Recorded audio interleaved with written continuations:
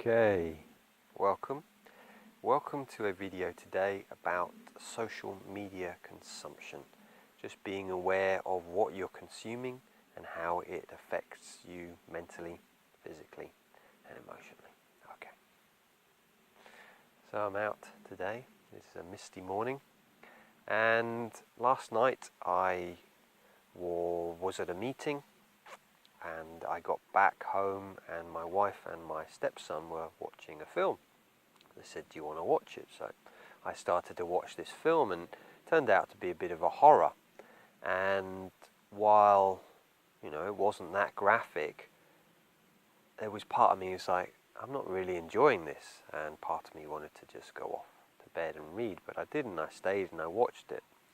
And at the end of the film, I went into bed and I was like, oh yeah, it really affected me. Kind of the images of the film, it was quite disturbing. It was one of these quite disturbing films and quite scary in places. And I realized, I struggled to get off to sleep at the beginning, so I kind of had to sit up and do some process work and do some NLP and do some different practices and shift myself.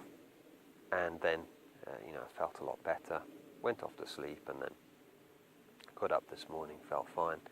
And yet, this is just interesting how we as people are not aware how what we consume on social media, films, books actually affect us. And while I say there's nothing wrong with reading these things, watching these things, if it uplifts you, if it makes you feel great, but it's like we don't actually pay attention to how these things affect us. And so I remember being in the monastery, which was about 16 years ago, and I remember reading this book, and it was called Ender's Game, which was made into a film with Harrison Ford. And while I was reading it, I just noticed I was feeling really depressed, and I just thought, well, that's me. I'm not feeling in a great space anyhow. I'm struggling in life. And I was just chatting to the abbot about it. And he says, well, what are you reading?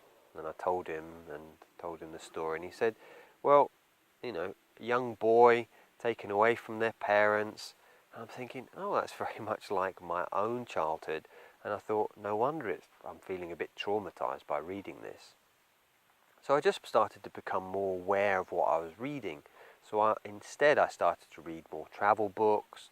I started to read more self-help books and Buddhist books. And I noticed how that made me feel.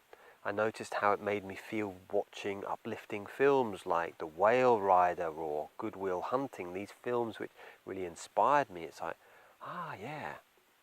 So it's just a reflection. Notice when you're on YouTube, when you're on social media, when you're watching a film, you're on Netflix, what are you watching and how does it make you feel afterwards?